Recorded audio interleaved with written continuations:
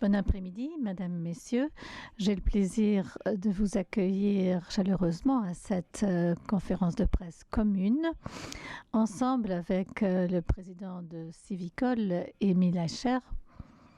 Pendant les semaines dernières, on a eu beaucoup d'échanges très intensifs afin de planifier la réouverture de la deuxième phase d'ouverture de nos écoles, donc des classes fondamentales, des maisons relais et des crèches, pour discuter ceci avec les communes et pour avoir le soutien des communes.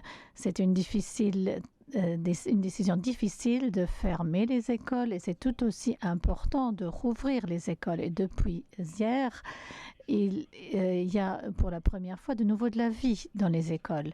La réouverture de l'enseignement fondamental est un devoir, une mission très complexe, non seulement pour des règles d'hygiène et de santé, protection buccale, distanciation, séparer les classes en deux. Ça veut dire qu'il faut 2 fois plus de locaux et 2 fois plus de personnel. C'est un nouveau modèle scolaire que nous avons défini qui doit avoir lieu sous des conditions sanitaires très spécifiques, qui sont contraires à tout ce que nous avons connu à l'école et contraires à toute une série d'approches pédagogiques. Et le principe de la distanciation sociale ne va pas de pair avec le reste. Mais nous sommes optimistes qu'on va y arriver ensemble entre les instances gouvernementales et communales. Si on regarde de ce qui s'est déjà passé pendant les semaines suivantes, on aura un travail intensif avec les différentes instances, les coordinateurs, les présidents et également structures d'accueil, les crèches également, pour en discuter avec les communes et surtout avant de soutenir tout ceci avec les communes. C'était une décision difficile de fermer les écoles et c'est tout aussi important de les rouvrir. Et depuis hier, il y a de nouveau, pour la première fois, de nouveau de la vie dans les écoles. La réouverture de l'enseignement fondamental est une mission très complexe, non seulement pour raison de conditions sanitaires, pour raison de distanciation, parce que nous devons séparer les classes en deux, ce qui demande 2 fois plus de locaux et de ressources humaines. Ici, nous avons un nouveau modèle scolaire qui a été défini, qui aura lieu sous des conditions sanitaires extrêmes, qui normalement sont contraires aux règles de l'école et contraires à des approches pédagogiques. Donc le principe du social distancing, la distanciation sociale, ne va pas ensemble avec ces conditions. Mais je pense qu'on va y arriver ensemble, surtout entre les instances étatiques et communales. On peut déjà entrevoir une collaboration intense avec les comités, les coordinateurs des écoles, les coordinateurs de cycle, mais aussi avec les chargés des maisons relais. On va travailler avec eux et on a déjà travaillé avec le Civicol et avec d'autres fédérations des représentants, la FEDES, la FEDSEA, entre autres.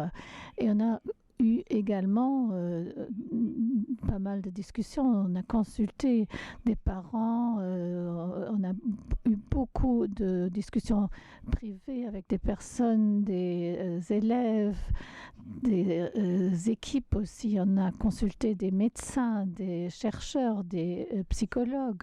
On a demandé leur avis pour être en mesure de bien mesurer ce qui va être important lors de la réouverture de l'enseignement fondamental. Ce qui est important pour moi, c'est de réduire ces peurs et ces soucis et de les prendre au sérieux, d'être à l'écoute, d'essayer de comprendre ces soucis, même si on ne peut pas pouvoir réagir à toutes les doléances en détail. Le partenaire le plus important pour l'enseignement fondamental pour sa réouverture, ce sont les communes. Les communes sont propriétaires des locaux. Ils décident également auprès de l'organisation scolaire. Ils gèrent les structures d'accueil. Et je dois dire, pour toutes les grandes questions dont on a discuté ces dernières semaines, on a trouvé ensemble des solutions communes. On voulait en trouver d'ailleurs, et je remercie le Civicol et aussi les gestions, les structures d'accueil, la FEDES avant tout, qui nous a soutenus en vue de trouver des solutions. Donc, comme déjà dit, c'est une mission très complexe, l'ouverture de l'enseignement fondamental, et nous avons réussi ensemble de définir un modèle qui est très performant. Chaque élève a de nouveau la possibilité de retourner à l'école. C'était une grande discussion ces dernières semaines. Est-ce qu'on va pouvoir joindre tous les élèves? Est-ce qu'il y en a qui vont décrocher parce qu'ils n'ont pas le soutien nécessaire à la maison? Il était important pour nous que chaque élève puisse profiter d'un apprentissage à l'école. Mais ça veut également dire que l'apprentissage à distance qui a été fait jusqu'à présent, où les enseignants et les parents ont fait en sorte d'accompagner les enfants, il faut consolider ce modèle pour que les élèves puissent finir leur année scolaire afin d'être à même de bien démarrer en septembre prochain. On a dit qu'on va se concentrer sur les contenus essentiels pendant les semaines à venir pour garantir que le bagage qu'il faut pour recommencer l'école le 15 septembre, que ce bagage soit acquis. Le modèle, c'est également se donner la possibilité de faire des évaluations afin de pouvoir constater qui pourra passer à l'année suivante ou qui n'a pas encore acquis les compétences nécessaires. Il est important pour nous, même si on n'a que peu de semaines d'école, qu'il y a une présence à l'école avec l'enseignant. Il faut profiter de ces quelques semaines. Parce que malgré le grand engagement des parents et des enseignants, l'apprentissage à distance ne peut pas tout faire. On a le PC, on a les tablettes, ça peut remplacer beaucoup de choses, mais ça ne remplace pas le contact direct avec l'enseignant, ni le contact direct avec les copains. Les enfants ont besoin d'école, oui, mais également du contact social avec d'autres élèves. On a reçu plein de messages de pédagogues, psychologues, de pédiatres qui justifient ceci. Le 16 mars, il était correct de fermer les écoles. Il est tout aussi important maintenant, le 25 mai, de rouvrir les écoles fondamentales.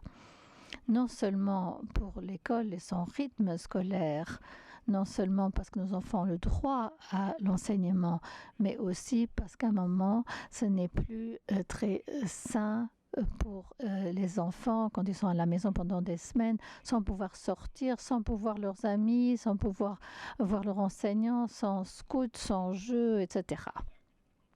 Il y a des choses qui vont encore rester fermées au-delà du 25 mai. Pour le moment, les enfants ont besoin de beaucoup de choses. Il y a beaucoup de choses qui leur manquent pour un développement sain. Donc, il faut retourner petit à petit à une normalité correcte pour les enfants. Le modèle que nous avons formulé ici en détail repose sur ce que nous avons exposé le 16 avril lors d'une conférence de presse. Que d'une part, on aura des semaines de répétition et d'autre côté des semaines d'enseignement, d'études. On va donc séparer les classes en deux. Et par ceci, on assurera la sécurité pour les enseignants et pour les élèves dans la salle de classe. On a retenu que le matin, une semaine sur l'autre, on aura du cours entre 8 et 13 heures en général. Mais les communes, sur base de leur tradition, ils ont la possibilité d'y déroger. entre ces semaines-là, il y aura de l'étude surveillée. Ce sont les semaines B. Les cours pendant la semaine A sont obligatoires, les études surveillées sont facultatives, où les parents peuvent décider si les enfants vont aller dans une structure ou si la surveillance est assurée à la maison. Tout l'accueil, même le matin, dans la semaine B également, ne coûte rien aux parents.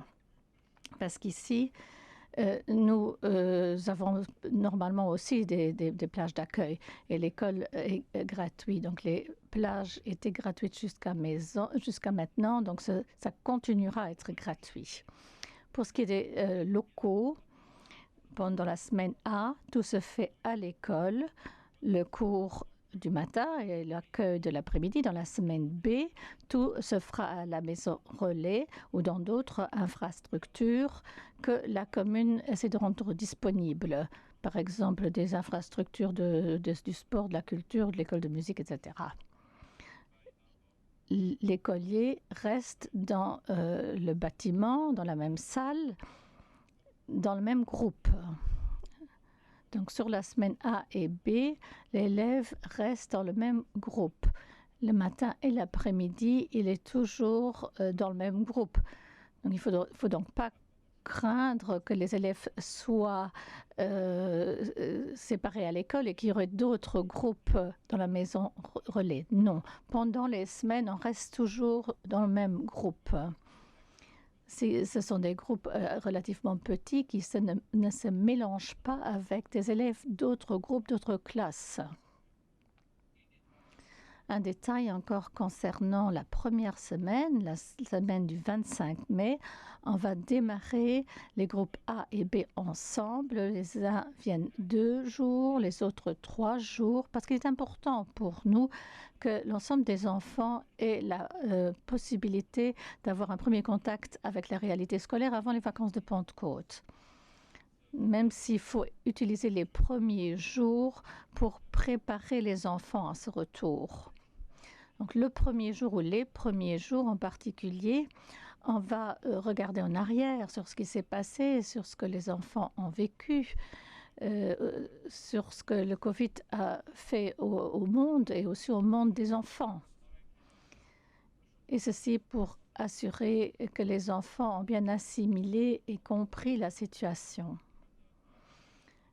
Qu'ils peuvent également donc gérer cette situation à l'école et qu'ils peuvent donc dépasser cet épisode de leur vie et bénéficier de l'expérience par après.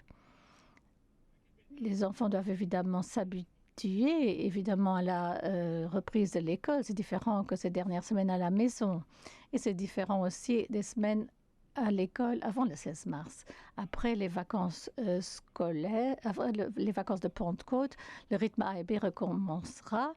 Donc pendant les vacances de Pentecôte, ce sera toujours les vacances, mais il y aura une garde proposée par les structures d'accueil si nécessaire. Comment ces groupes seront-ils répartis ou créés? Donc il y a un certain nombre de critères qui sont très importants. Si possible, ces critères devront être respectés, tout en sachant que quelque part, il faut savoir trancher. Je pense qu'il est important que les groupes soient homogènes de la part de la performance et d'autres critères. Donc des groupes hétérogènes suivant la performance et autres. Il faudrait faire en sorte que les fratries fonctionnent dans le même rythme scolaire. Le 16 avril, j'avais déjà précisé qu'il est important pour moi que le souhait des enfants soit respecté, ceux qui veulent voir leurs amis, tant que possible. Il y aura encore une autre contrainte qui s'y ajoute pour des raisons organisationnelles. Il est important que les enfants qui sont encadrés dans la semaine B, on essaie de les mettre dans un groupe pour les avoir ensemble et pour réduire le besoin en en structure d'accueil. Donc là, on a évidemment le besoin d'avoir des locaux et du personnel. Donc mercredi, il y aura un formulaire électronique qui sera envoyé à tous les parents pour évaluer les besoins en structure l'après-midi et aussi dans les semaines B. Et sur base de ces informations, fin de la semaine ou début de la semaine prochaine, on sera en mesure d'évaluer les besoins réels. On part du principe que dans la plupart des situations, nous pouvons assurer et offrir les places d'accueil. Nous savons que sur base du fonctionnement à l'école et étant donné les infrastructures, il y a des fois des différences dans les communes et il pourrait arriver qu'on ne pourrait pas tenir compte de l'un ou l'autre besoin. Mais c'est pas seulement un phénomène qui est nouveau. Donc aussi jusqu'à présent, toutes les maisons relais n'ont pas pu avoir une place. Et il est arrivé que les élèves étaient sur une liste d'attente. Donc la question est justifiée s'il n'y a pas d'accueil possible. Et la question de dire qu'est-ce qui se passe du congé pour raison familiale après le 25 mai. Hier, le gouvernement a réfléchi à ceci et on va continuer ce congé, mais dans les cas spécifiques. Il y a 3 cas où c'est important qu'on donne la possibilité aux parents de rester à la maison pour encadrer les enfants. Premièrement, c'est évident, c'est lorsque les enfants sont vulnérables. Si sur base d'une maladie chronique est exposé à des risques s'ils attrapent le Covid, ces enfants devront donc rester à la maison et un parent pourra également rester à la maison si l'enfant est en âge de l'école fondamentale. Autre cas spécifique, au cas où il n'y a pas de place dans une structure d'accueil valable. À ce moment-là, le gouvernement pense aussi qu'il faut continuer le congé pour raison familiale, même si on fait tout pour libérer des places. Donc, dans ce cas, les parents pourront donc recourir au congé pour raison familiale. Troisième catégorie, où on dit d'office, il faut prendre en compte la réalité. Les tout petits enfants n'étaient des fois pas pris en charge. Donc jusqu'à des enfants entre 0 et 3 allaient des fois dans les crèches ou étaient gardés par des grands-parents. Et nous savons que les grands-parents maintenant ne sont pas la meilleure des possibilités d'accueil. Il faut toujours garder les distances. Et c'est pour ça que nous avons décidé en tant que gouvernement pour laisser le choix aux enfants et parents. Est-ce qu'on veut mettre les enfants dans une crèche ou est-ce qu'on veut continuer de profiter du congé pour raison familiale? Ce n'est pas comme c'est le cas pour les élèves plus âgés où on a droit à du congé si on n'a pas de place dans une structure. Ici, jusqu'à 3 ans, c'est une décision des parents. Ils doivent voir ce qui les arrange le mieux dans leur situation de vie. Et je pense que là, on évite des situations où des enfants qui n'étaient jamais encadrés se retrouvent dans une autre structure, etc. Un petit mot concernant le cycle 1. On a discuté avec beaucoup de partenaires, on était d'accord qu'il est très important de rouvrir les écoles et en principe également le cycle 1. Mais les questions les plus importantes tournaient autour du cycle 1. Un sujet que nous avons aussi discuté avec le Civicol et d'autres partenaires. En tant que ministère de l'Éducation, nous pensons que les enfants du cycle 1 ont droit à une éducation. Il y a beaucoup de pédagogues qui nous le rappellent que pendant les premières années, c'est une époque très importante pour asseoir le chemin de vie. C'est pour ça que nous ne voulons pas laisser le cycle 1 fermé. Nous ne voulons pas que les parents décident si les élèves y vont. Donc c'est trop important pour nous, pour l'évolution des enfants. Et il faut voir si, par exemple, on laisse une école fermée.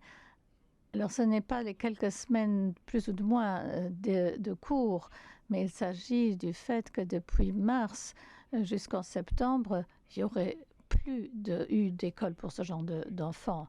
Et 6 mois sans école, ce serait pour beaucoup d'enfants pas de langue luxembourgeoise. Et ceci dans une situation où en septembre, ils devront être alphabétisés en allemand, apprendre à écrire et à lire. Et ceci est également le cas pour d'autres compétences auxquelles on ne peut pas renoncer si on veut que le parcours scolaire soit durable. Évidemment, ces règles qui sont d'application, les règles de sécurité que nous nous donnons en tant qu'adultes, quand les coiffeurs, quand les commerces ouvriront petit à petit, toutes ces mesures ne sont pas traduisibles à 100% aux petits-enfants. C'est pour ça que nous sommes en train d'élaborer d'autres règles, d'autres mesures de sécurité que celles de la protection buccale et de la distance. Je pense qu'on comprend tous que si l'école devait commencer au cycle 1 et tous les enfants allaient courir vers l'institutrice et l'institutrice dirait non, tu dois garder 2 mètres de distance. Vous imaginez ce que ça signifierait pour un petit enfant qui serait si content de revoir sa maîtresse d'école et de revoir ses copains, les autres enfants pour entreprendre une activité, pour bouger librement avec d'autres enfants. Et là, par ce genre de règles, ils seraient entravés donc, dans leur mouvement. Donc, ce ne serait pas adéquat pour des petits-enfants et laisserait peut-être des traces et on veut éviter ceci.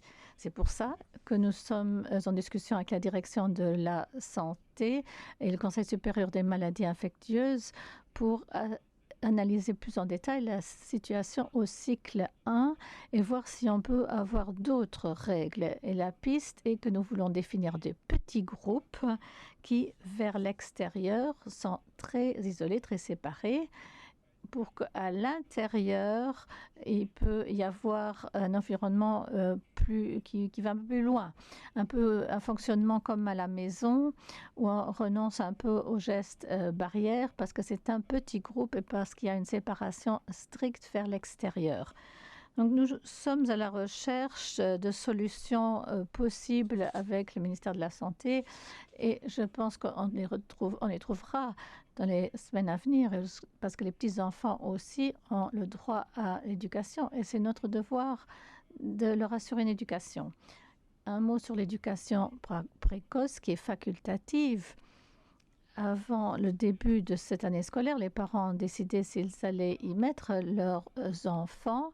Les parents qui avaient inscrit leurs élèves, on veut qu'ils reconsidèrent cette situation et nous dire s'ils veulent oui ou non profiter de cette situation jusqu'à la fin de l'année scolaire. Donc c'est une offre facultative de l'enseignement précoce. Il était bien entendu correct de procéder à la fermeture des écoles. Les élèves et les étudiants doivent toujours être protégés. Il était correct aussi de protéger nos concitoyens vulnérables. On y est parvenu par la fermeture des écoles. Maintenant, le moment est venu de rouvrir les écoles pas à pas, dans l'intérêt des enfants, bien sûr. Je veux souligner encore que je comprends les soucis et les angoisses des parents, des enseignants. Et je pense qu'il faut les prendre au sérieux, en parler, s'échanger, être à l'écoute, comprendre et avant tout avoir de la compréhension pour les gens dans cette situation exceptionnelle dans laquelle on se trouve même des semaines après la fermeture des écoles et 15 jours avant la réouverture du fondamental. Et d'ici les grandes vacances, on se trouvera toujours dans cette situation exceptionnelle. Donc il faut une compréhension compte tenu des conditions à respecter. Depuis Pâques, nous travaillons ensemble à cette reprise de l'ouverture, donc la reprise des écoles fondamentales.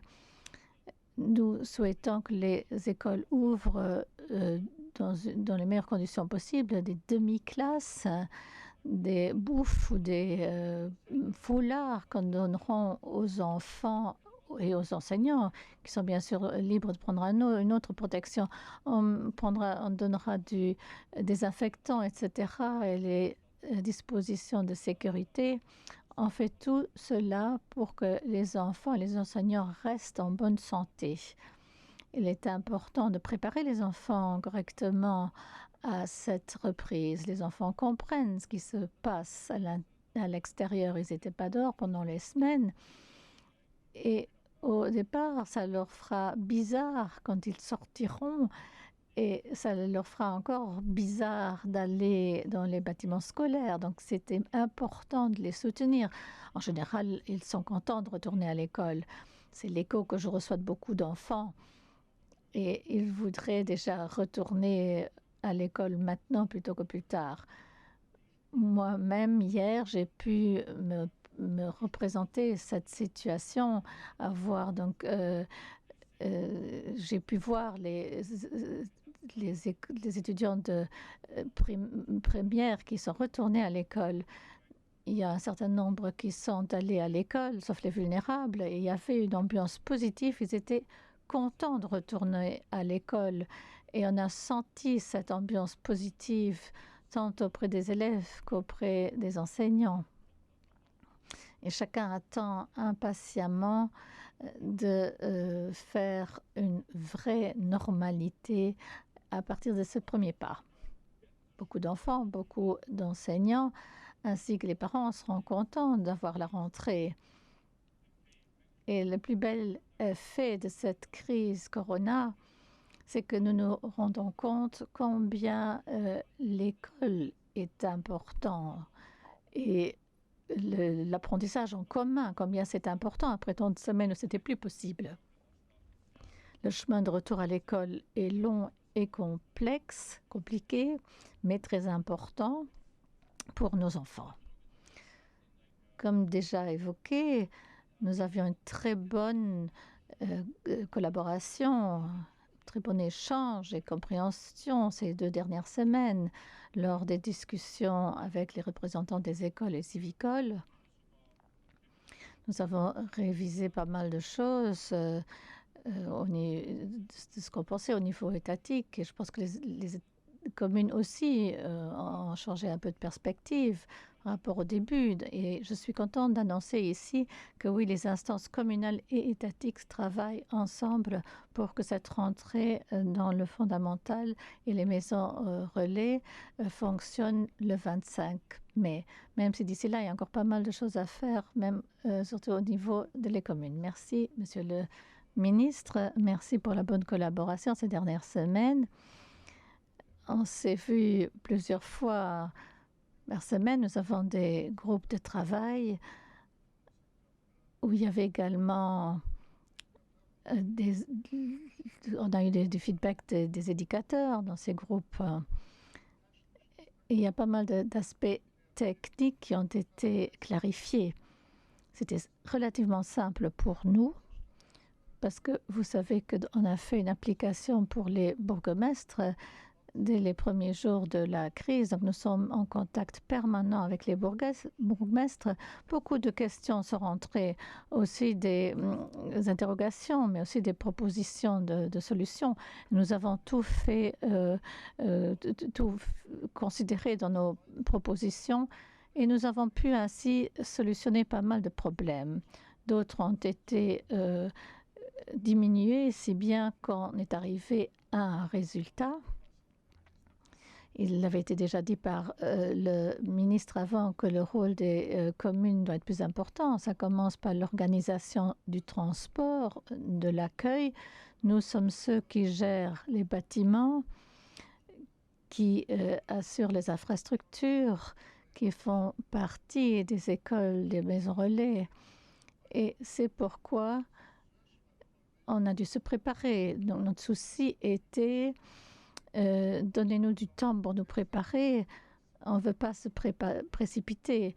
Il faut du temps de préparation pour le faire de manière intensive. C'est un travail herculien pour les communes. Parce que vous savez qu'il faut le double du nombre de classes, alors que les écoles sont en général déjà petites. Donc on se demande, mais où est-ce qu'on va organiser ces classes? Quelles sont les conditions pour ouvrir ces classes? Est-ce qu'il y a des conditions de sécurité, etc. Donc il y a plein de questions qui ont été posées et qui ont trouvé réponse. À côté des locaux, il y a également le problème pour les ressources humaines. Donc le FEDES nous a dit qu'il pense qu'il faut un tiers en personnel en plus pour le secteur éducatif.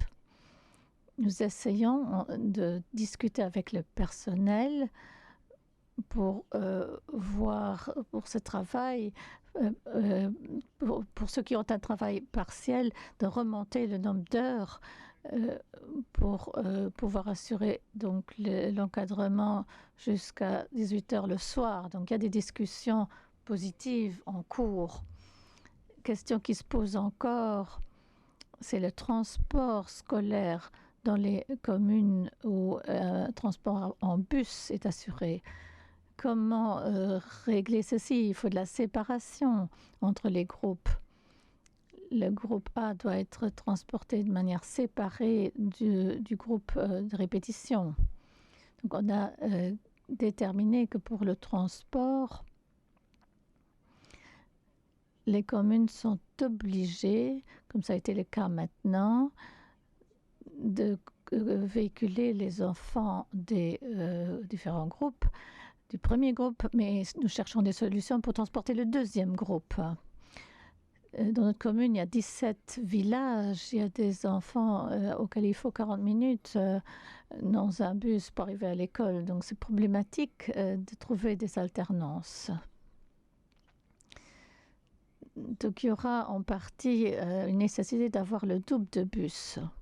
Il y a d'autres bus qu'on peut faire un deuxième tour.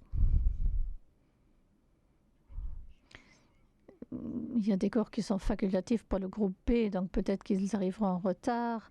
Il y a des parents qui peuvent conduire, les élèves également. En tout cas, l'encadrement sera assuré. Ce qui est utile aussi, c'est que je discutais hier avec les personnes du RGTR. Il y a un certain nombre de communes qui transportent leurs enfants par le RGTR. Ils nous ont dit que les communes doivent absolument être rendues conscientes du fait qu'ils doivent prendre contact avec les RGTR pour qu'ils puissent ajuster les horaires des bus aux nécessités. Il faudra bien entendu des bus supplémentaires qu'il faudra trouver. Et là, le gouvernement, le ministre va nous aider pour financer ce transport à 100%. Pour ce qui est du personnel, nous sommes très contents que le ministère se déclare prêt pour élaborer 2 pools, l'un pour le personnel éducatif et un deuxième pour l'encadrement par des éducateurs, donc un deuxième pool, ce qui nous apporte plus de flexibilité au sein de la commune. Par ce moyen, on peut commencer entre différentes communes, donc c'est une chouette initiative. On s'est mis d'accord que les agréments ne vont pas être transposés un à un dans les maisons relais. Il faut utiliser les bâtiments qui sont peut-être qui ont déjà été contrôlés par la sécurité, mais qui n'ont pas été contrôlés pour cette condition. Ça peut être des salles de sport, de culturel, etc. Donc on peut avoir recours à d'autres locaux. Ça va être une mission complexe de trouver toutes les réponses correctes. Il est très important. Il va y avoir une enquête qui va sortir chez les parents, où on va poser la question de savoir comment ils souhaitent envoyer les enfants à l'école, uniquement dans la partie obligatoire, le groupe A le matin, ou s'ils veulent également mettre leurs enfants au cours facultatif, s'ils veulent rester complètement dans le système. Donc les groupes B, là on essaie de regrouper les enfants de manière à avoir dans un groupe beaucoup d'enfants qui veulent aller à la maison relais par la suite, et dans l'autre groupe on va essayer d'avoir les enfants qui n'ont peut-être pas ce besoin. Ça réduirait le nombre d'effectifs et en salle. Mais ça va dépendre maintenant du résultat de cette enquête qu'on va lancer. Et je suis content que le ministère nous donne un coup de main. Et le personnel scolaire donc s'emploiera à avoir rapidement les réponses des parents à cette enquête. C'est un prérequis pour pouvoir organiser une structure avec succès. Une fois qu'on aura ces données, il faudra mettre en œuvre un plan ensemble avec tous les partenaires. Et nous avons une simplification en disant que juste le conseil échevinal pourra accepter les changements parce qu'il n'y aura pas le temps de rassembler le conseil. Chaque crise comporte ses risques et ses opportunités. Je vois ici également une opportunité exceptionnelle. Essayer comment cette collaboration, cette cohabitation entre le fondamental et les parties facultatives en maison relais, comment on peut donc gérer cette partie obligatoire et facultative. Donc c'est une opportunité pour moi pour voir quelle serait la collaboration plus durable à ce niveau. On s'est engagé pour donner le meilleur. Nous savons que c'est un défi considérable. On aura encore l'occasion, la nécessité de se réunir encore plusieurs fois, même dans les semaines à venir, mais ensemble, on devra pouvoir y arriver. Merci, Milaïch, et merci pour cet esprit constructif qu'on a eu avec les responsables du Civicol et qui sera nécessaire pour les semaines à venir pour avoir tout en route pour le 25 mai. Et je pense qu'on sera contents tous les deux si tout se fera avec succès. Des questions?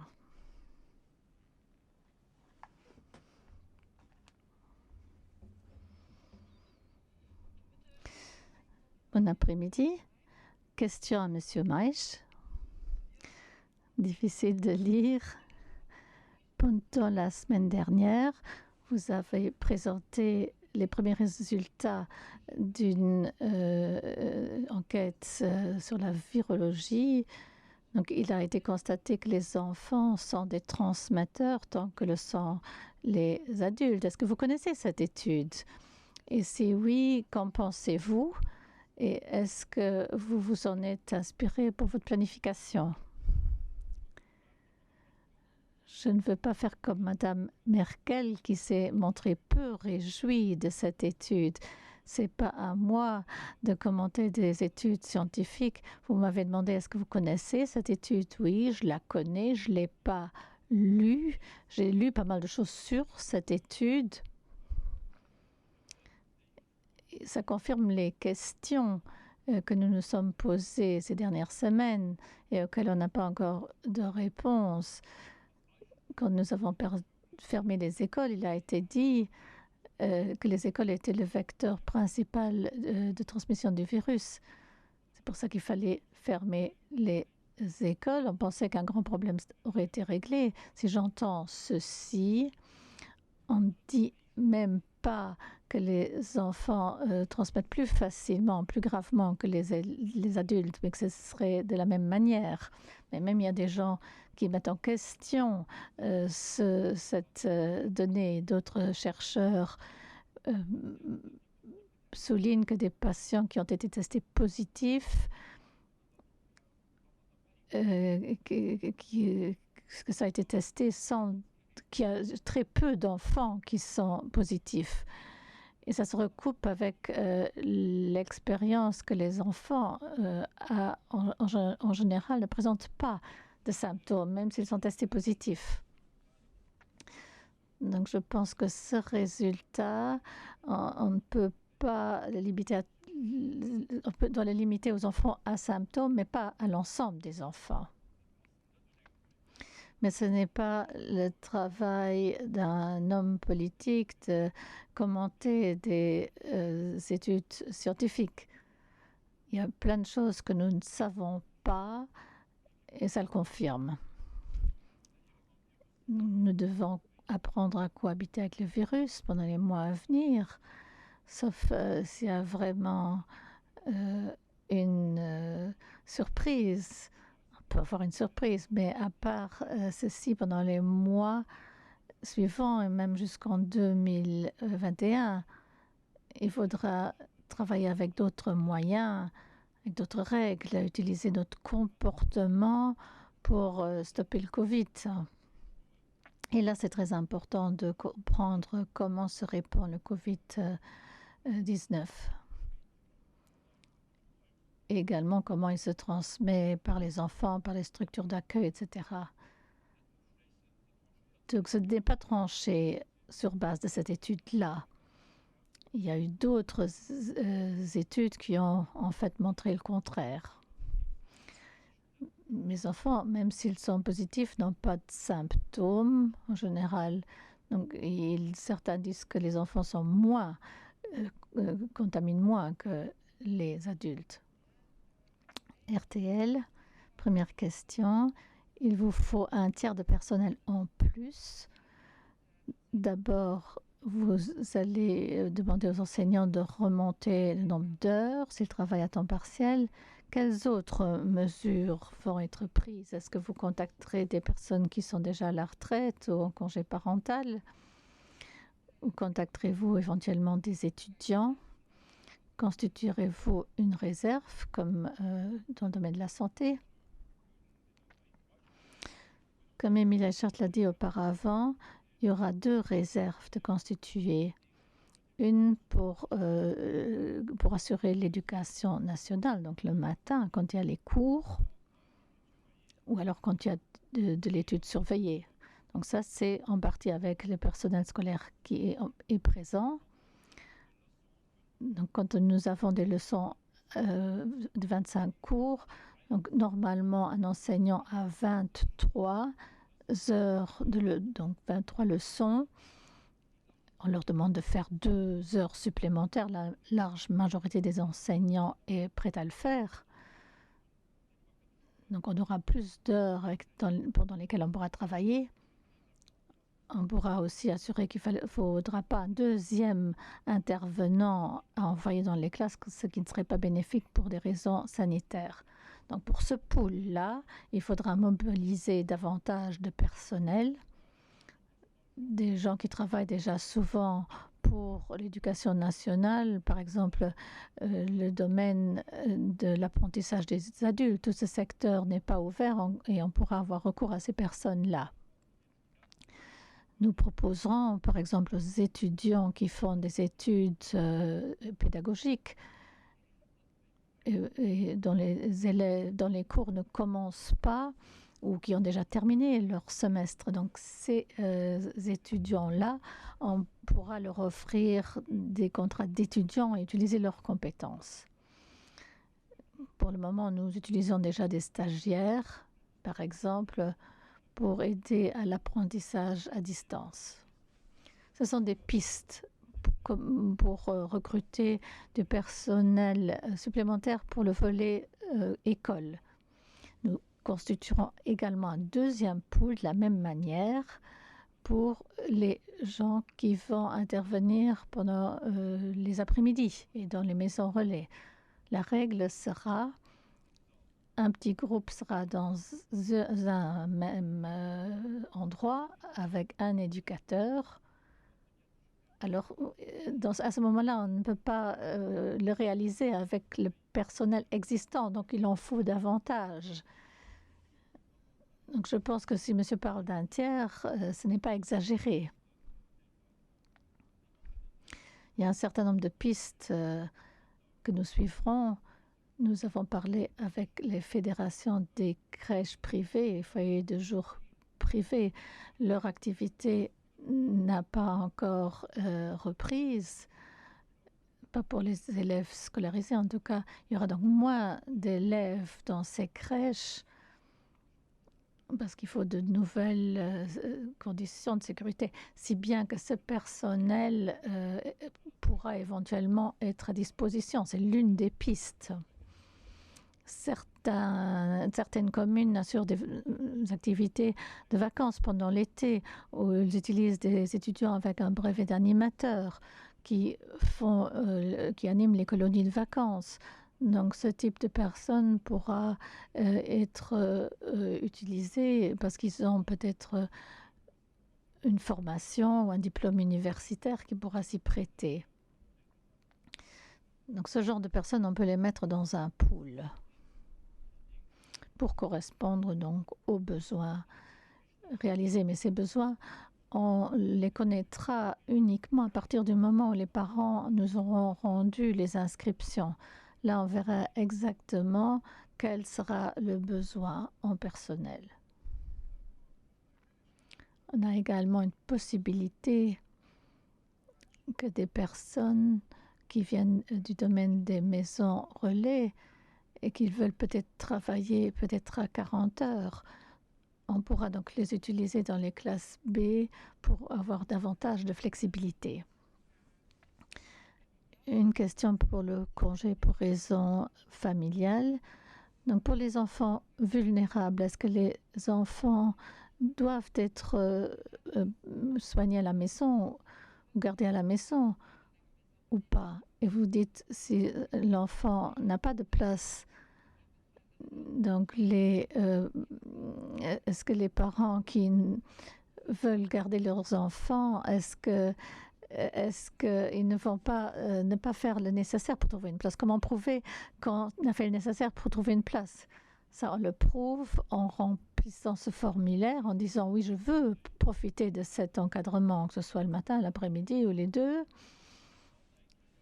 Et ensuite, on leur dira si c'est assuré ou non. Donc, ce n'est pas la question si les parents s'acharnent à trouver une place.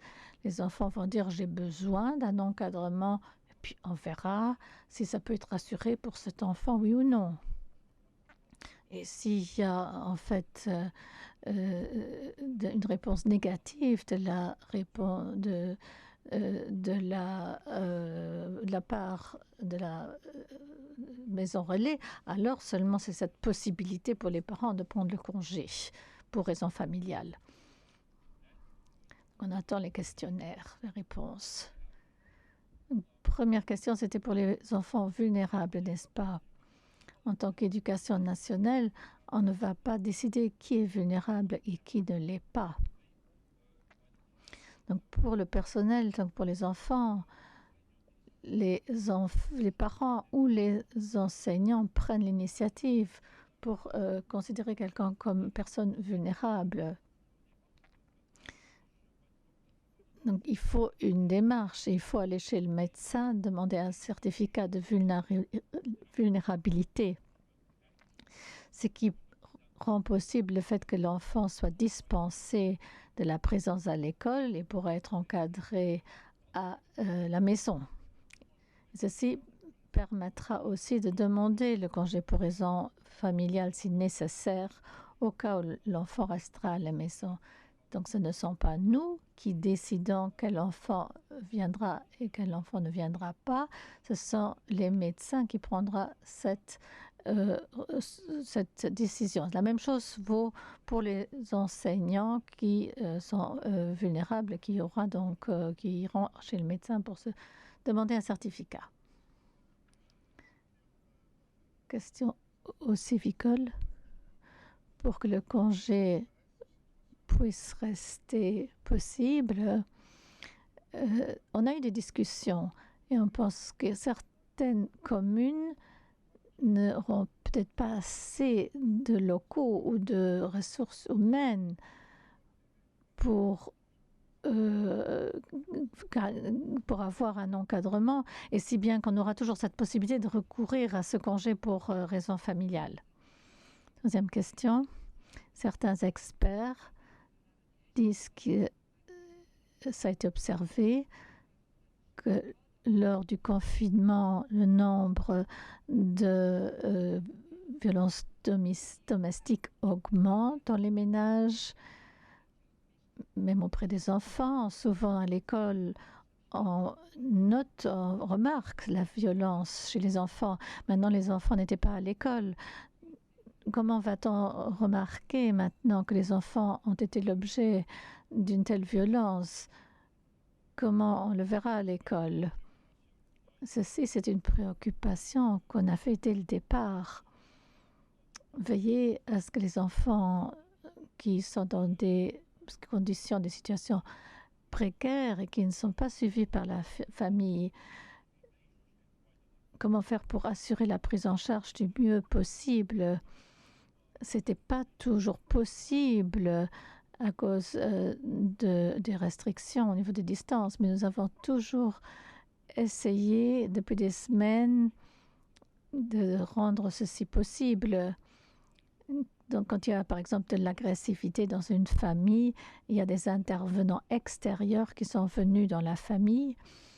Ces services-là ont commencé les premiers pour assurer que cette violence par rapport à des enfants notamment cesse. Donc, s'il n'y a pas d'autre contact pour les enfants, effectivement, cette violence qui existe ne pourra pas être détectée. Et on ne va pas contrôler tous les enfants quand ils retourneront à l'école. Il n'y a pas de suspicion contre toute famille. Mais il était important de considérer cette problématique. Il y a les assistantes sociales qui connaissent déjà les enfants et qu'il faut qu'ils s'adressent à cette population le plus tôt possible. Concernant la fin du congé pour raison familiale, est-ce que vous ne pensez pas que ça va être trop compliqué pour les parents pour s'organiser si leurs enfants doivent aller à l'école une semaine sur deux, d'autant que l'OGBL a envoyé un communiqué ce midi pour demander la prolongation du congé pour raison familiale après le 25 mai. Et ensuite, deux autres petites questions. Je voulais que le ministre prenne position sur deux pétitions qui ont été ouvertes à la signature, donc sur la mise en place d'une école de rattrapage pendant les congés pour les élèves en difficulté et le fait de décaler les vacances d'été pour les mois de septembre et octobre.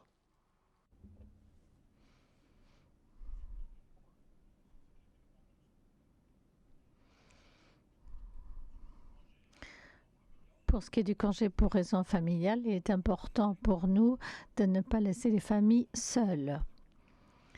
Vu la complexité du modèle dont nous disposons, qui fonctionne peut-être une semaine à l'autre, aussi pour les prises en charge qui sont la règle, ne peuvent pas être garanties peut-être tout le temps. À ce moment-là, on peut dire oui, on veut assurer une prise en charge, un accueil de 8 h du matin à 18 h le soir, mais là où ce n'est pas possible, on veut fonctionner et aider les familles par le biais du congé pour raison familiale, pour qu'il y ait une sécurité pour ces familles, qu'il ne faut pas qu'ils mettent les enfants chez les grands-parents, par exemple, ce qu'on ne trouve pas indiqué.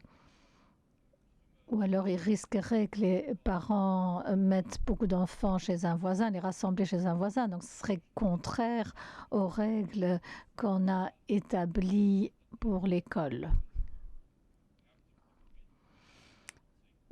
Donc ce genre de choses n'aiderait pas à ralentir le Covid. C'est pour ça qu'on a dit soit c'est une prise en charge, soit c'est le congé pour raison familiale. Et si on arrive à assurer des structures accueil, 80%, 90%, tout dépend de la demande. Donc ceci sera prioritaire. Là où ce n'est pas possible, je pense que le congé pour raison familiale est la bonne réponse. Quant aux pétitions, je pense que j'ai été très claire.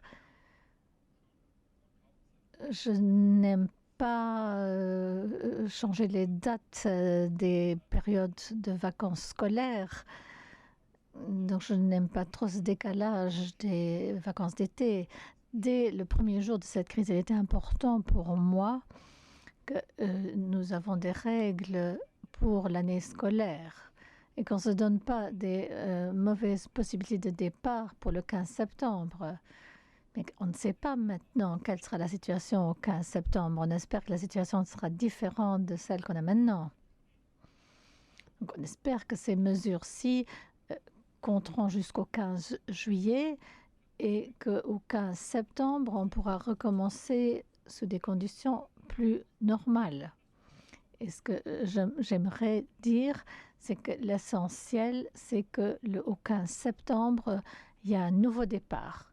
Si on décalait les vacances à ce moment-là, on n'aurait pas un départ propre. Il faudra déjà de nouveau aménager le temps pour la nouvelle année scolaire. Donc, on aurait immédiatement un impact pour l'année académique 2021. Donc, j'ai clairement dit que les élèves, tant que les enseignants, si une fois ils méritent les vacances d'été, c'est bien cette année-ci. Je ne peux pas m'imaginer qu'on dise aux enfants, maintenant que vous vouliez avoir des congés, de sortir, faire des activités, ce n'est pas le cas, maintenant vous allez revenir à l'école. Ça ne sera pas le cas. Je peux vous l'assurer. Quel que soit le taux de réponse de cette pétition. Pour l'enseignement secondaire, on a déjà dit qu'on aura davantage de ressources pour les examens de passage qui auront lieu la première quinzaine de septembre pour accueillir les élèves pour les examens de passage et même tous les autres élèves qui se disent « j'ai l'impression que je n'ai pas assimilé l'une matière ou une autre, tel que cela aurait été le cas dans des conditions normales. » Donc là, on aura des gens disponibles pour assurer ce genre de rattrapage. Pour le fondamental, cette question se pose dans une moindre mesure. On a davantage de flexibilité. On travaille de manière plus différenciée. L'enseignant va évaluer à quel niveau de compétence se trouve l'élève. Et on travaille moins avec des programmes fixes qui doivent être donc assurés au cours d'une année particulière. Ça veut dire que le fondamental est plus flexible. Je n'exclus pas qu'on trouvera d'autres solutions pour le fondamental, mais ça, on va y revenir après le 25 mai. Monsieur du Tageblatt, malgré tous les efforts, il se pourrait que dans un groupe se trouvent seulement un ou deux élèves qui doivent être encadrés dans la semaine P. Est-ce que ce n'est pas un genre de gaspillage des ressources? Ne serait-il pas mieux, dans ce genre de cas, de continuer le congé pour raison familiale? Et Mila Cher m'a fait dire tout à l'heure, s'il y a cette question qui se pose, tu vas répondre. Et bien sûr, on s'est posé cette question. Ce n'est pas seulement un gaspillage de ressources. Ce serait aussi, au point de vue pédagogique, ça ne ferait pas de sens d'avoir un ou deux ou trois enfants avec un éducateur pendant l'après-midi. Mais ici, nous sommes dans des situations très difficiles. Et le dernier mot sera dit par la situation sanitaire. Nous allons poser cette question au ministère de la Santé. J'ai encore parlé hier dans le conseil gouvernemental. Question, donc s'il y a des rencontres privées, on peut se poser la question dans quelle mesure un regroupement d'un petit nombre d'enfants est possible. Mais les conseillers qui conseillent le gouvernement et font les modélisations, vous savez, moi je vous écoute quand vous dites que ça n'a pas de sens, cherchant une autre solution, mais il faut tenir compte des répercussions. Le gouvernement a dit là, le congé pour raison familiale n'est plus une réponse. Alors là, les structures d'accueil en priorité.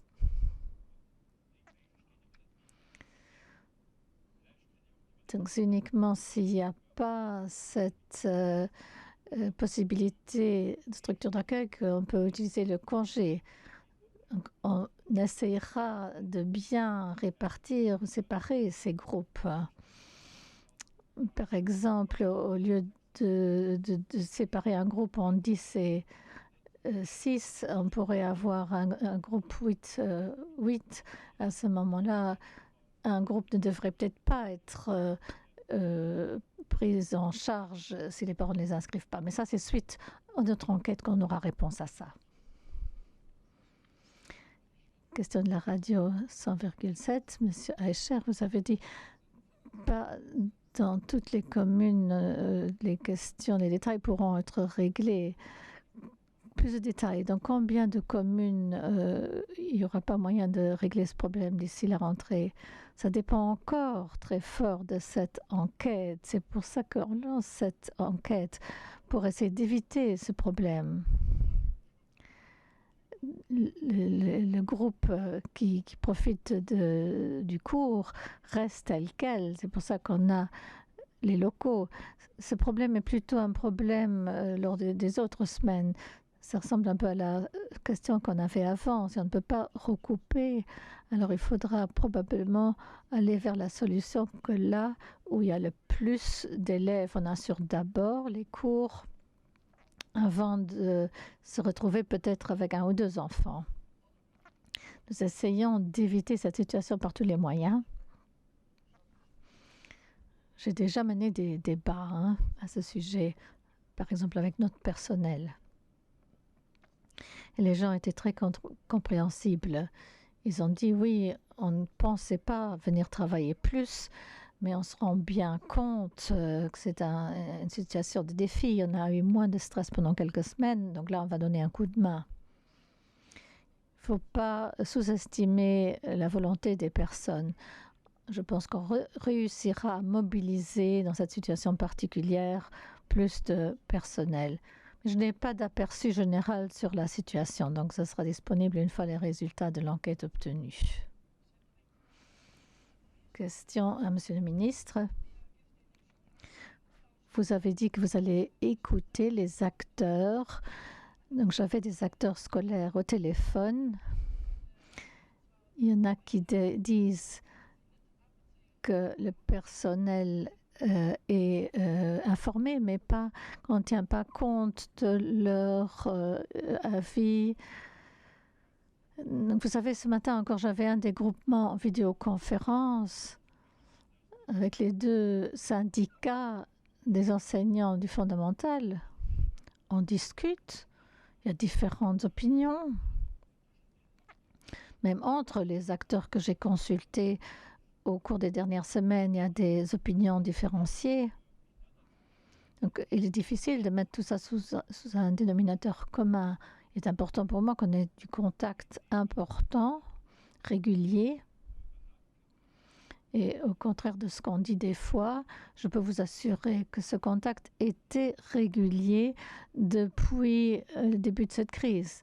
Donc, il ne s'est pas passé une semaine sans que je ne consulte une ou l'autre de l'un ou l'autre de ces syndicats. Vous savez, ce modèle que je vous ai présenté repose donc sur beaucoup de discussions et on a respecté beaucoup de points de vue de beaucoup de groupes. On ne peut pas respecter tout à 100%, mais je pense que ce qu'on défend ici, c'est défendu également par beaucoup d'enseignants. Donc, je suis venue à cette conclusion après des discussions avec des enseignants, des écoles, etc. Des fois, vous savez, il faut freiner aussi, parce qu'après le 16 avril, on a déclaré, expliqué un petit peu, il y a des personnes qui tout de suite voulaient aider. Et maintenant, ils disent, voilà, maintenant on comprend mieux comment il faut procéder. J'ai pu constater sur le terrain qu'il y a une volonté chez les enseignants et une volonté de collaborer, tout en sachant qu'on ne peut pas atteindre la perfection. À ce genre de questions, je peux dire, je veux également arriver à pouvoir éviter ceci. Nous ne sommes pas dans une situation où on trouve que ceci correspond à nos convictions pédagogiques. On procède de la sorte pour tirer le mieux de la situation. Et je demande une compréhension à tous les niveaux pour que tout le monde soutienne notre approche. RTL Radio, question pour les enfants aux besoins spécifiques. Est-ce que vous pourrez donner un petit peu plus de détails pour ces enfants-là? Et deuxième question, pour les masques ou les buffs, pour les petits, mais aussi pour les plus grands qui ont déjà commencé l'école. Est-ce que c'est contrôlé s'ils les portent ou pas?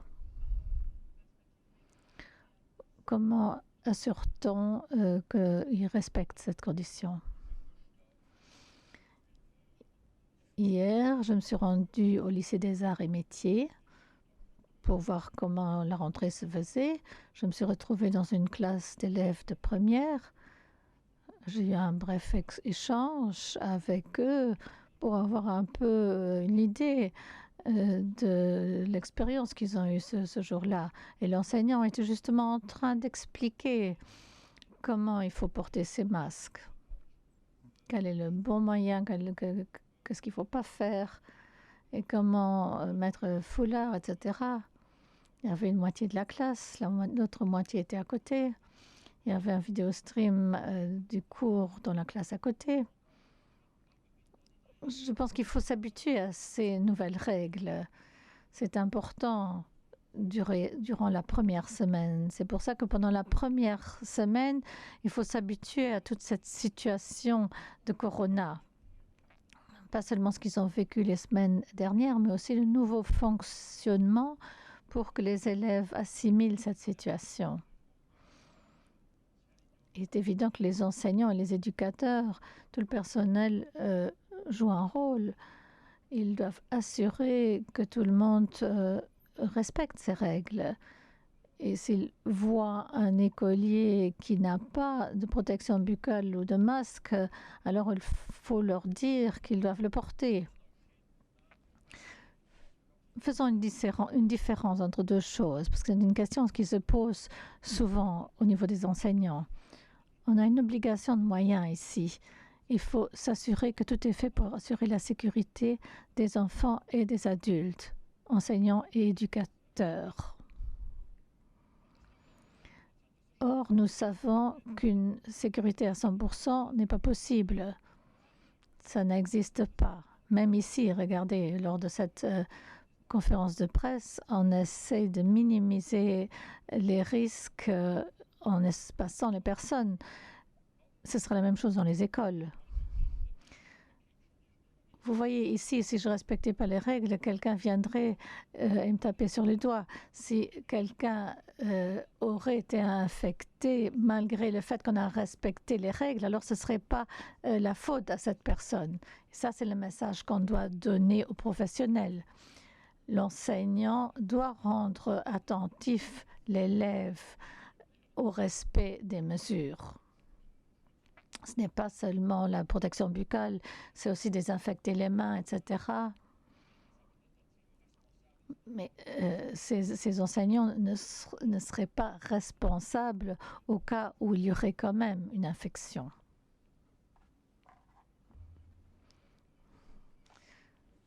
On peut recommander, quand il y aura un transport scolaire, il y aura un accompagnement.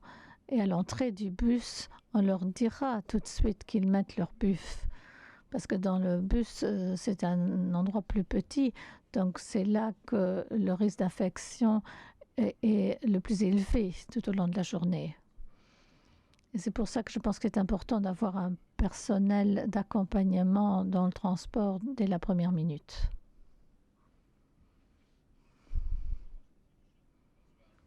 Les enfants à besoins spécifiques. On a décidé que l'équipe spécifique pour ces enfants fera le suivi de ces enfants, même si nous travaillons en groupe plus restreint.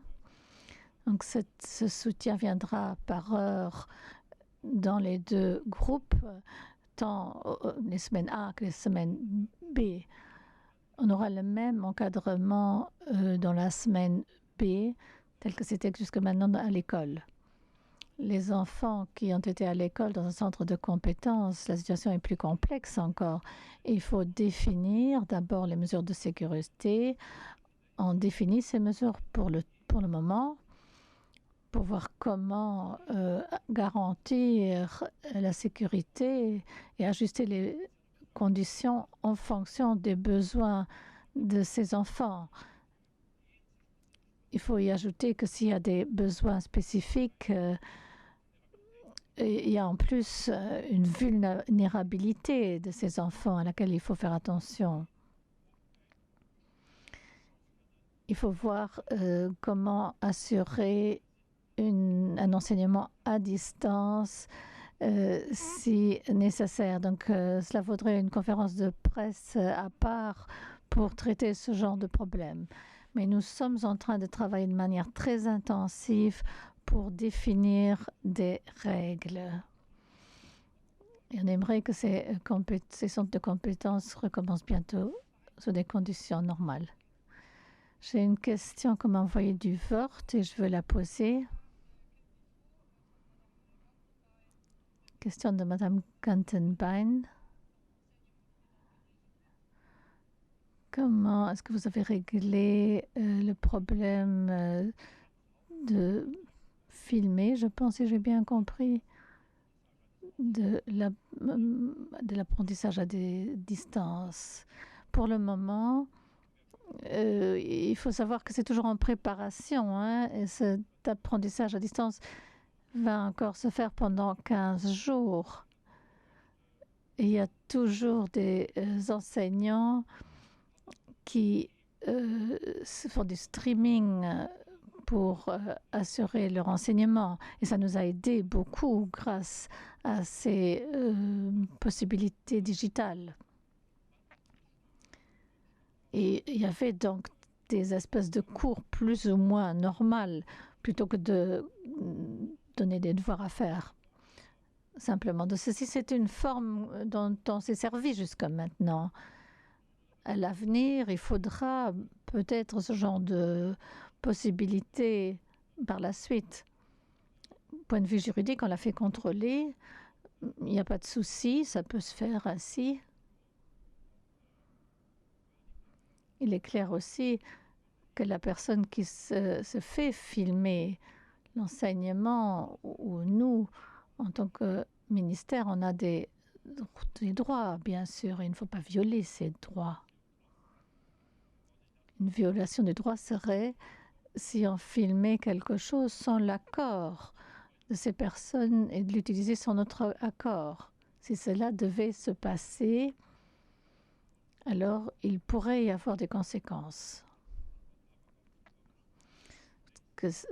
À ce moment, il pourrait y avoir une violation de droit. Il y a des enseignants qui disent, voilà, je me sens à l'aise de faire ça, je veux rester en contact. Mais si après on utilise ceci à mauvaise escient, alors ce ne serait plus très drôle. Donc il faut prendre ceci très au sérieux. Et je pense que tel que ça a été le cas jusqu'à maintenant, il faut continuer. En tout cas pour les gens qui se sentent à l'aise, qui voient une plus-value, qu'ils le fassent. Mais tout le monde ne se sent pas à l'aise devant une caméra, même si c'est qu'une toute petite webcam. Donc ce genre de personnes, il ne faut pas les obliger s'ils pensent qu'on peut utiliser une autre forme d'enseignement. Je regarde dans la salle, je pense qu'on a répondu à toutes les questions. Merci à tous les représentants de la presse et à tous ceux qui nous écoutent de la maison, du bureau, etc. Et qui ont pu donc recevoir pas mal d'informations précieuses sur leur manière de faire, que ce soit en tant qu'éducateur,